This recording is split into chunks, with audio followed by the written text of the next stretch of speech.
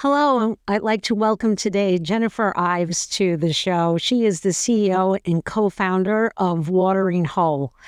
And what I'd love to do is do a little bit of research and take a look at your LinkedIn and how you describe yourself. And what really struck me was actually your first sentence, Jennifer, where you say, early in your career, while being part of an engineering team, you had a light bulb moment, and you can have the most mind-blowing disruptive technology, yet if the market doesn't know about it, it doesn't matter.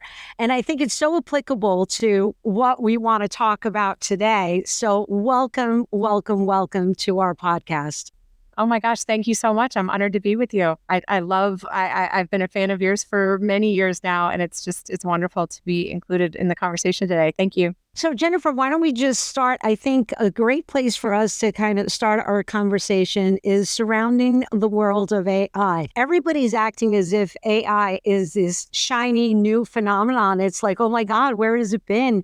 What's happening to technology? And the reality is it's been in place for decades. Yeah, you're right. I mean, AI has been around for many, many years. It's just that it took on the PR, the cost reduced, and the PR engine started with the release of ChatGPT, which is very exciting. It's a piece of AI, but it's in no way the full predictive AI that you and I have had wonderful conversations about. You're right. It's taking place across all industries and CEOs. There's this great article in Fortune over the summer, just like a month ago, and I think it was called "What CEOs Really Feel About AI." And 79% of CEOs interviewed and talked, that Fortune talked with for the article, something like 153 or 155 CEOs around the world said, and 79% of them said it's very important, right? They are spending time, energy, and resources looking into predictive AI, looking at ways of leveraging AI. Right. So what's fascinating about, the AI component is the way I look at it, there's a lot of articles out there that talk about the human touch, right? And so feeling like, oh, we can't lose sight of the human element, especially, coming from the staffing industry. It can't be all technology. There has to be a human component.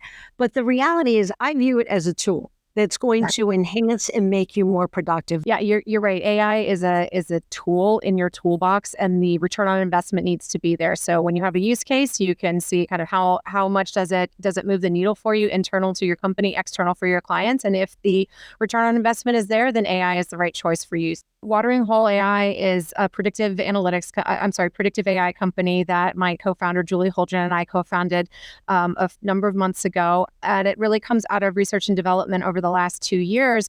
Our focus is on making marketing more effective and selling easier. Right. So that as a chief, someone who led a commercial for a number of firms and participated on the commercial side of technology firms for many years, I was always looking for a tool, and I knew that artificial intelligence could help. The pricing had to come down, right? It had to be available on a wider scale. And once that happened, the pricing came down, it was available on a wider scale. We applied learnings from 2 years of R&D to the 80% of the marketing funnel that you don't have any view shed into. And then also within the sales funnel, how are people making decisions? What kind of decisions are they making? At what point are they falling out of the sales funnel? At what point are they falling out of the marketing funnel? And so we named our company Watering Hole AI because you want to identify where are your watering holes, right? So where are your markets? Where is your market, or markets plural? That's your watering hole. Who's around your watering hole? Do you have gazelles? Do you have lions? Do you have flamingos? Where are those other watering holes that have customers and clients? And then how can you attract them faster, better, more easily using artificial intelligence and applying predictive artificial intelligence tools on top of that in order to, again, improve your marketing and close those deals much faster. And so that commercial aspect of artificial intelligence and applying it to a commercial use case, one that has real return on investment. So we want to find use cases that the company is struggling with or has questions about. So let's say you have all this marketing data and analytics, and at the moment most of the platforms, the data is biased, the data is complex and complicated. It can take weeks and weeks for very smart marketing and marketing op and rev ops teams to go through data and kind of cull out the important information.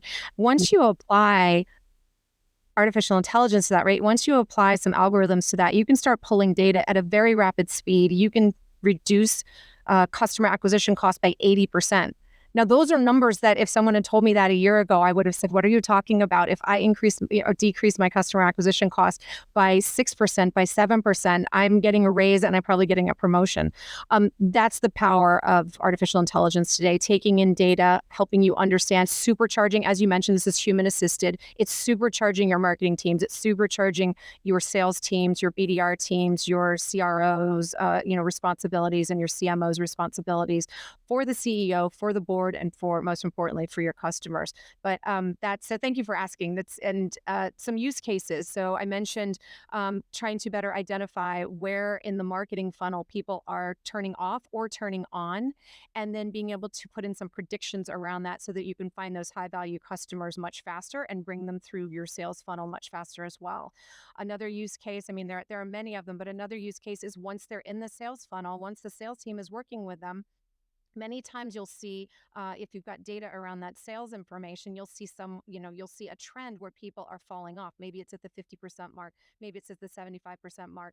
You can apply algorithms to understand why they're falling out. You can be pulling in unbiased data to add to and really create a data corpus around what it is that you're trying to solve for. So these are very typical use cases, and these are typical use cases in which the cost, the time and energy around applying artificial intelligence to pays off by 2, 5, and 10x. So these are real numbers and it's real revenue into the company. So those are just a couple of use cases.